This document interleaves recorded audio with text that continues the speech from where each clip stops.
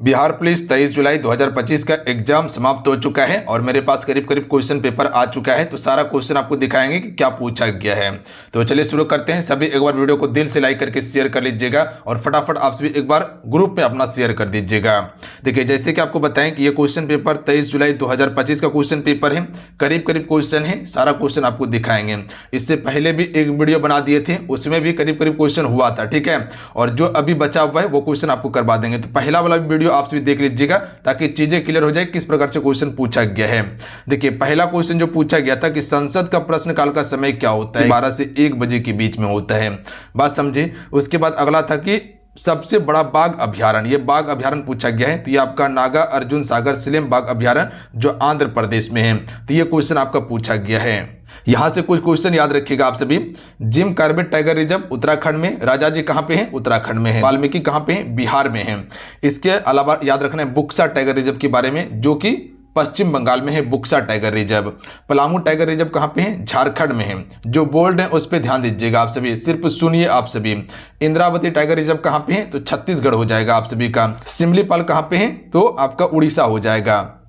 इसके अलावा Bandipur tiger reserve कहां पे है, कर्नाटक में है। और काली टाइगर रिजर्व भी आपका कर्नाटक में है। तो इसको याद रखिएगा आप सभी। उसके बाद देखिए, राष्ट्रपति बनने के लिए न्यूनतम आयु कितना होना चाहिए। कई बार आपको बताएं कि राष्ट्रपति बनना है या उपराष्ट्रपति बनना है या राज्यपाल बनना है, सभी के लिए न्यूनतम आयु 35 वर्ष रखा गया है और अधिकतम आयु का कोई सीमा नहीं है। बात समझे आप सभी। कार्यकाल कितने वर्ष का होता है, 5 वर्ष का होता है। अच्छा, राष्ट्रपति के बारे में चर्चा कहां पर किया गया है, आप सभी को पता है कि अनुच्छेद 52 कहता है कि भारत में एक राष्ट्रपति होगा। अनुच्छेद 53 क्या कहता है कि इसका कार्य और शक्ति के बारे में बताया गया है। अगला क्वेश्चन पूछा गया था कि मुंडा विद्रोह कब हुआ था। कई बार आप सभी को बताए थे कि बिरसा मुंडा के बारे में, इसका जन्म खूंटी में होता है। खूंटी जिला से ये मुंडा विद्रोह का नेतृत्व करता है, रांची वाला क्षेत्र से। तो ये 1899 से लेकर 1900 के बीच में, 1900 में इसका मृत्यु हो जाता है रांची जेल में हैजा के कारण। याद रखिएगा आप सभी। ये सभी प्रश्न बताया गया है, आराम से जो बच्चे पढ़े होंगे आराम से आंसर किए होंगे। देखिए, वर्साई की संधि से क्वेश्चन पूछा गया था। देखिए, वर्साई की संधि आपको बताए थे कि जो पहला विश्व युद्ध था, इसी संधि के तहत इसको समाप्त किया जाता है। 1919 में हुआ था वर्साई की संधि। इससे आरोपित संधि भी कहा जाता है। पढ़ाए थे आप सभी को ना, बिल्कुल पढ़ाए थे। कई बार आपको हम प्रैक्टिस सेट में ये चीजें बताए हुए हैं। और जर्मनी इसे आरोपित संधि मानता है और यही संधि का कारण था कि जो द्वितीय विश्व युद्ध हुआ था। उसके बाद देखिए, अगला है विश्व बैंक का अध्यक्ष क्वेश्चन पूछा गया है। तो संजय बंगा जो है विश्व बैंक का अभी अध्यक्ष है। यूक्रेन की राजधानी कीव, ये भी क्वेश्चन आपको हम बताए हुए हैं। उसके बाद देखिए, जो क्वेश्चन पूछा गया था कि रामकृष्ण बेनीपुरी का संबंध किससे है। तो देखिए, ये आपका लेखक है, संपादक है और स्वतंत्रता सेनानी था। तो अब जो ऑप्शन में दिया होगा वो बच्चे टिक किए होंगे। उसके बाद देख लीजिएगा, प्रेरणार्थक क्रिया के कितने भेद होते हैं। तो प्रेरणार्थक क्रिया के 2 भेद होते हैं, प्राथमिक और द्वितीय होता है। याद रखिएगा आपसे, 2 ही भेद होता है। उसके बाद देखिए, वर्णमाला से क्वेश्चन पूछा गया है। तो वर्णमाला को एक बार आपसे जरूर पढ़ लीजिएगा जो बच्चे एग्जाम देने जा रहे हैं। उसके बाद देखिए, तीर का विफार्थक शब्द पूछा गया है। तो कवच हो जाएगा। देखिए, किसी किसी जिले में पेपर थोड़ा आसान है, किसी किसी में हार्ड है, ठीक है। और कथन निष्कर्ष वाला क्वेश्चन 4 से 5 क्वेश्चन पूछा जा रहा है। इस पर आपको ध्यान देना होगा। तो हम ये नहीं कर सकते कि पूरा ईजी है और पूरा हार्ड है, ठीक है। मॉडरेट क्वेश्चन का लेवल है।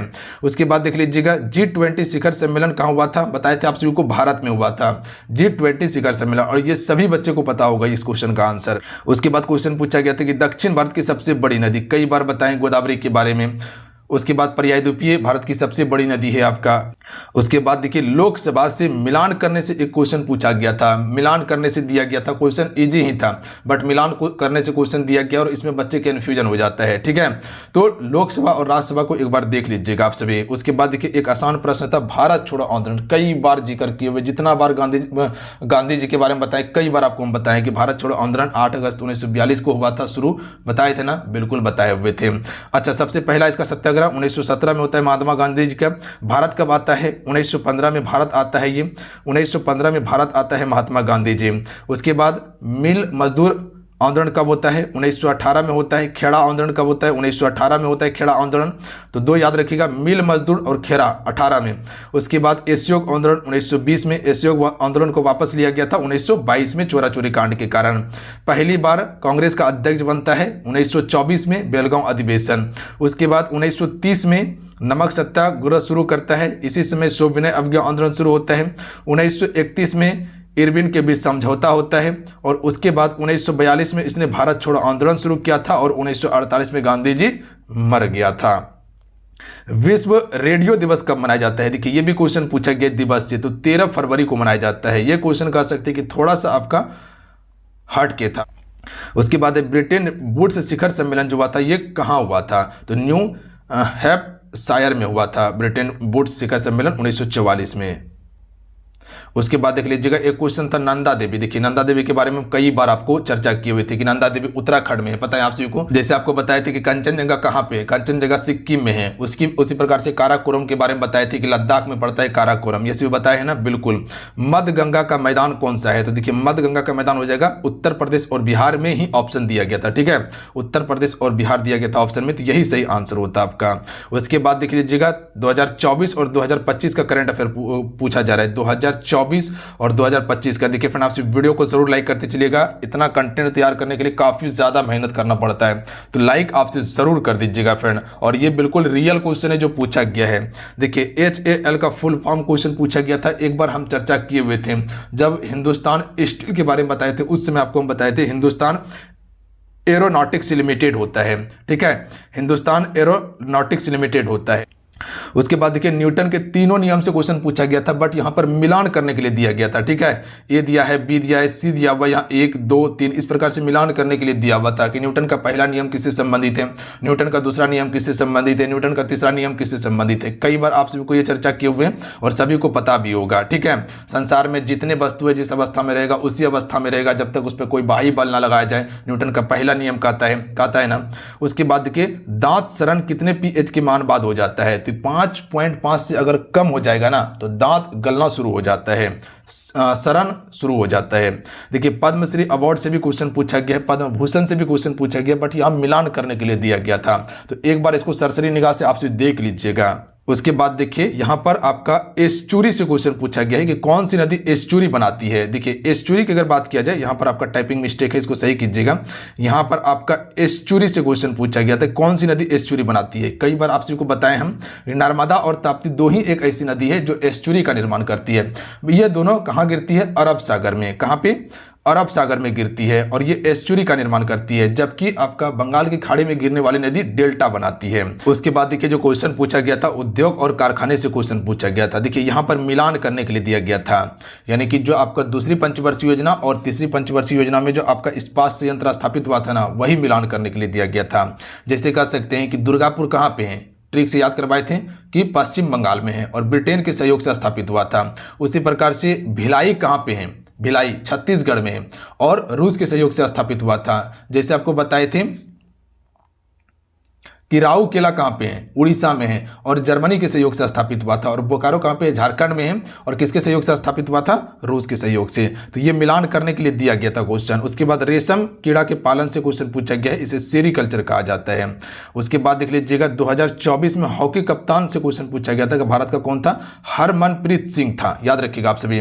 देखिए आप सभी कल्चर को जरूर याद रख लीजिएगा, जैसे कि रेशम कीट पालन हो गया, उसके बाद कह सकते हैं कि मत्स्य पालन हो गया, जैसे कह सकते हैं मत्स्य पालन पीसी कल्चर होता है। उसी प्रकार से रेशम कीट पालन जो बताएं अभी सेरीकल्चर होता है। मधुमक्खी पालन एपी कल्चर होता है। उसी प्रकार से फूलों का उत्पादन पोमी कल्चर होता है। उसी प्रकार से केचुआ का उत्पादन वर्मी कल्चर होता है। अंगूर का उत्पादन विटी कल्चर होता है। बागवानी उत्पादन हॉर्टिकल्चर होता है। तो ये सभी चीज़ों को आप याद जरूर कर लीजिएगा, एक क्वेश्चन आने की संभावना आपका प्रबल बन जाता है, ठीक है। उसके बाद देखिए बिहार का जनसंख्या घनत्व, कई बार आपको हम बताए हुए थे, आराम से क्वेश्चन किए होंगे। बिहार का जनसंख्या घनत्व ये सभी इजी प्रश्न है, इसमें कुछ बोलना भी नहीं पड़े हमको। बिहार का है सबसे कम, कहाँ पे है पता है आप सभी को? अरुणाचल प्रदेश में। खेल कूद से भी क्वेश्चन पूछा गया है। लोकसभा का अध्यक्ष कौन चुनता है? तो ये भी क्वेश्चन आपका पूछा गया है, लोकसभा का सदस्य के द्वारा चुना जाता है लोकसभा अध्यक्ष को, बात समझे। उसके बाद देखिए सिद्धू कानू के बारे में क्वेश्चन पूछा गया था। जब संथाल विद्रोह आपको हम बताए हुए थे तो बताए थे ना कि सिद्धू कानू जो है ये संथाल विद्रोह से संबंधित है और 1855 से 56 में ये विद्रोह होता है। कहाँ पे? संथाल परगना वाला क्षेत्र, जो भागलपुर हो गया, साहेबगंज वाला क्षेत्र है, यहीं पर हुआ था। उसके बाद देख लीजिएगा कोई भी अधिनियम किसके सिग्नेचर के बाद बन जाता है? मान लीजिए कि आपका जीएसटी आया हुआ था, ठीक है, जीएसटी जो आया हुआ था, तो ये आपका कैसे पास हुआ था? जब तक राष्ट्रपति के पास नहीं गया तब तक पास नहीं हुआ था, क्योंकि लोकसभा राज्यसभा में पास होने के बाद राष्ट्रपति सिग्नेचर करेगा तभी पास होता है, बात समझे, तभी वो अधिनियम बन जाता है। द व्हाइट टाइगर पुस्तक किसके हैं? तो ये अरविंद अडिगा का पुस्तक है। तो ये भी आपका क्वेश्चन पूछा गया है। श्वेत क्रांति का संबंध, जितने भी क्रांति है उसको याद कर लीजिए आप सभी। ये आपका दुग्ध उत्पादन से संबंधित है श्वेत क्रांति। एक बार इसको सरसरी निगाह से देख लीजिएगा, अगर नहीं है तो टेलीग्राम पे हम दे देंगे, वहां से जाके आप सभी एक बार पढ़ लीजिए आप सभी, अन्यथा गूगल पे जाइए, वहां सर्च कीजिए आप सभी श्वेत क्रांति। अब फटाक से एकदम पूरा चीज को कंप्लीट कर दीजिए। बांध निर्माण के कारण आदिवासियों का विस्थापन क्या था? तो बांध निर्माण के कारण आदिवासी को विस्थापित किया गया था, तो यह सामाजिक और पर्यावरण समस्या था। अब ऑप्शन में क्या दिया गया है, ये चीजें क्लियर नहीं है। देखिए, तेभागा आंदोलन से क्वेश्चन पूछा गया था, ये आपका पश्चिम बंगाल में हुआ था तेभागा आंदोलन। उसके बाद एक ये क्वेश्चन था कि प्रिज्म से गुजरने वाला अपवर्तन किरण और निर्गत किरण के बीच कोण का मान कितना होगा? तो देखिए, ऑप्शन के हिसाब से वहां काम करना था आपको, आप सभी को, या 0 डिग्री ऑप्शन में होगा या 180 डिग्री, दोनों में से कोई भी हो सकता था आपका। देखिए, भारतीय हॉकी टीम का कप्तान अभी जो बताए हुए थे वही था हरमनप्रीत सिंह। उसके बाद देख लीजिएगा, प्रकाश की ओर प्रवाह की गति क्या होती है? तो ये प्रकाश की अनुवर्ती होती है। तो ये भी क्वेश्चन आपका पूछा गया था। ये सभी क्वेश्चन थोड़ा सा आपका डिफिकल्ट है, ठीक है, अगर नहीं पढ़े होंगे तो ये सभी क्वेश्चन आप सभी से नहीं बनेगा। उसके बाद देखिए, G7 2025 कहाँ हुआ था? ये आपका कनाडा में हुआ है। तो ये क्वेश्चन आपका पूछा गया था। वन अनुसंधान संस्थान, अभी हाल ही में वीडियो में आपको स्टेट में बताए थे हम कि आपका देहरादून में, शायद कल ही बताए थे आपको कि आपका देहरादून में है। यहीं से आपका जो है कि कह सकते हैं कि वन रिपोर्ट जारी किया जाता है। हर एक 2 वर्ष में जो है कि वन का गणना किया जाता है। अब आपसे हमको बताइएगा कि अभी वर्तमान में भारत में कितने प्रतिशत पर वन है। अगला है कि कोटा किस नदी के तट पर है? चंबल नदी के तट पर है। उसके बाद देख लीजिएगा, जितने भी नदी और उसके किनारे स्थित शहर है, जैसे कह सकते हैं अयोध्या सरयू नदी के तट पर है, पटना गंगा नदी के तट पर है। उसी प्रकार से जो आप प्रयागराज देखते हैं गंगा नदी के तट पर है। उसी प्रकार से कह सकते हैं कि दिल्ली और आगरा यमुना नदी के तट पर है। तो ये सभी देख लीजिएगा। भारत की सबसे बड़ी पर्यायी द्वीपीय नदी, जैसे कि बताया कि अभी गोदावरी, इससे पहले भी आपको चर्चा किए थे हम कि गोदावरी से क्वेश्चन पूछा गया है। बिहार का कौन सा चीनी मिल अभी चालू है? तो रीगा वाला जो चीनी मिल है ये अभी चालू है, देखिएगा। उसके बाद कंप्यूटर से भी 1 से 2 क्वेश्चन पूछा गया। कंप्यूटर में शायद एक्सेल से क्वेश्चन पूछा गया था। उसके बाद देखिए, मुद्रा राक्षस के लेखक विशाख दत्त, उसी प्रकार से पूछ लीजिएगा। इंडिका किसकी पुस्तक है? इंडिका किसकी पुस्तक है? मेगास्थनीज। अर्थशास्त्र किसकी है? तो पता है आप सभी को, चाणक्य का। तो ये सभी क्वेश्चन को जरूर देख लीजिएगा एक बार, प्राचीन भारत का बुक को। संयुक्त राष्ट्र की स्थापना से क्वेश्चन पूछा गया 24 अक्टूबर 1945, कई बार आप सभी को बताए हैं। उसके बाद देखिए, भारत रत्न से सम्मानित प्रथम महिला, नहीं बताए हैं, बिल्कुल बताए हैं कि इंदिरा गांधी ही थी भारत रत्न से सम्मानित पहली महिला। उसके बाद देखिए, बिहार में फर्टिलाइजर कंपनी कहाँ पर स्थापित हुआ था? तो ये आपका बेगूसराय में, और ये बरौनी फर्टिलाइजर प्लांट था। अब यही शायद मेरे ख्याल से ऑप्शन में था कि नहीं था पता नहीं, पर यही इसका आंसर होगा, ठीक है। तो अभी जितने क्वेश्चन मेरे पास आया हुआ था सारा क्वेश्चन आपको दिखा दिए। इससे पहले जो एक पार्ट था वो आपको हम कंप्लीट करवा दिए थे, उसको भी आप देख लीजिएगा, जो कि उसमें शायद पटना का और कुछ और डिस्ट्रिक्ट आया, सब डिस्ट्रिक्ट का था क्वेश्चन, और इसमें भी कुछ पटना का और क्वेश्चन था जो बच्चे के द्वारा यहाँ आने के बाद चीज़ें क्लियर हुआ है। और उसके बाद जो है कि मेरे ख्याल से कि गया का भी कुछ क्वेश्चन है और अलग अलग डिस्ट्रिक्ट का है जो कि बच्चों के द्वारा भेजा गया है। तो आपसे एक बार चेक कर लीजिएगा, जितने क्वेश्चन है बिल्कुल ऑथेंटिक क्वेश्चन है, यही क्वेश्चन पूछा गया, इसको आधार बना के आप तैयारी कर लीजिएगा। और इसको एक बार देखने के बाद आपको समझ में आ गया होगा कि क्या क्वेश्चन पूछा गया और क्या आपको पढ़ना है। बात समझे आप सभी? बिल्कुल। तो जो चीज़ें हम आपको पढ़ाए हैं और जो चीज़ें आपको सेट में दिए थे, करीब करीब क्वेश्चन आया था। पहले वाला वीडियो में आपको दिखाए थे कि क्वेश्चन आया हुआ है क्लास से, उसी प्रकार से अभी भी जो दिखाएं ये क्लास से ही क्वेश्चन आया हुआ है। तो अब ये नहीं कर सकते कि सर आप पढ़ाए थे क्लास से नहीं आया था, इसमें आपका गलती है। अगर आप नहीं देखे होंगे तो आपको जो मास्टर वीडियो हम प्रोवाइड किए थे, जाकर उसको एक बार देख लीजिएगा। टॉपिक वाला में क्या क्लास से क्वेश्चन नहीं है, हूबहू क्वेश्चन मिल जाएगा आपका। उसके बाद उतना प्रैक्टिस सेट आपको करवाएं, सारा प्रैक्टिस सेट से क्वेश्चन आपका बहुत सारा है। तो कैसे कर सकते क्वेश्चन नहीं आता है? आप पढ़े नहीं है इसीलिए आपका क्वेश्चन नहीं आ रहा है। आप 2 दिन पढ़ के सोचिएगा, सो के उठिएगा, 2 दिन जाके फटाफट वीडियो देख लीजिएगा, उसके बाद बोलिएगा सर क्वेश्चन आया ही नहीं था। ये कोई मतलब होता है? जो बच्चा शुरू से पढ़ रहा है, हालांकि हम ज़्यादा दिन तक तैयारी नहीं करवाए हैं क्योंकि मेरा बीच में क्लास भी बंद था, पर जितना चीज़ें दी हैं ऑथेंटिक दिए हुए आपको, वही चीज़ें दी हैं जो एग्जाम में पूछने वाला था। लास्ट में सारा मेहनत करके हम आपको मैराथन हर सब्जेक्ट का प्रोवाइड कर दिए थे। हर सब्जेक्ट का आपको 500-600 क्वेश्चन टॉपिक वाइज करवाएं, जो कि टॉपिक वाइज करवाने में काफ़ी ज़्यादा मेहनत लगता है। है। क्यों करवाए थे? ताकि आपका प्रश्न ना छूटे पेपर में। क्वेश्चन इजी पूछा जा रहा है, जो आपका कथन निष्कर्ष वाला जो है वो 2 से 4 क्वेश्चन थोड़ा सा हार्ड आ रहा है। बाकी बात अगर उसका लैंग्वेज को समझ लीजिएगा तो क्वेश्चन आराम से बनाइएगा आप सभी। और बाकी बात जो मिलान करने वाला है, क्वेश्चन बिल्कुल इजी है मिलान करने वाला, बट वहां पर हार्ड कैसे हो रहा है? क्योंकि मिलाने के लिए दिया जा रहा है। 2 क्वेश्चन का आंसर पता है, 2 क्वेश्चन का आंसर पता नहीं है, तो उसमें मिलाने में दिक्कत हो रहा है। जैसे मान लीजिए कि जो आपको पता है वो ऑप्शन नंबर ए में दिया गया है, ठीक है, और जो दूसरा नंबर भी पता है वो ऑप्शन नंबर बी में दिया गया है। पता चलेगा आपको तीसरा और चौथा पता ही नहीं है, उसी में आप कंफ्यूजन हो गए, ठीक है। तो इस प्रकार का सवाल पूछा जा रहा है। तो इजी क्वेश्चन भी आपसे भी सिर्फ पूछा जा रहा है, बट वो आपका मिलान से क्वेश्चन पूछ दिया जा रहा है। बात समझे? बिल्कुल समझे बात को। तो हर क्वेश्चन को आप देख के जाइए, क्वेश्चन बना के आइएगा। क्वेश्चन ज्यादा हार्ड भी नहीं कर सकते हैं, ठीक है, और ना ज़्यादा इसको नॉर्मल कर सकते हैं। क्वेश्चन का लेवल ठीक ठाक है। अगर पढ़ के जाइएगा तो आराम से स्कोर कर लीजिएगा। बहुत सारे बच्चे बोलते हैं कितना स्कोर करना होगा, तो अभी भी हम आपको लिख देते हैं कि अगर जनरल से हैं 60 क्वेश्चन बना लीजिएगा क्वेश्चन के लेवल के हिसाब से, तो रिजल्ट आपका कोई रोक नहीं सकता है, ये हम आपको गारंटी देते हैं। इतना कम से कम आपको करके आना है, 60 कम से कम आपको करके आना है, ठीक है। एक राउंड में बना दीजिए 60 क्वेश्चन, बाकी बात तुक्का लगा के चल आइए, आप सभी रिजल्ट आपका हो जाएगा। तो बाकी बात जो भी चीज़ें था वो ऑथेंटिक था। बाकी बात जो क्लासेस होगा, प्रैक्टिस सेट होगा, उसको प्रॉपर कवर करते रहिएगा, क्योंकि जो हम आपको दिए हैं क्वेश्चन आया हुआ है पेपर में, और ये एविडेंस है मेरे पास। बात समझे? तो सभी एक बार वीडियो को लाइक करके शेयर कर दीजिएगा। मिलते हैं। जय हिंद, वंदे मातरम।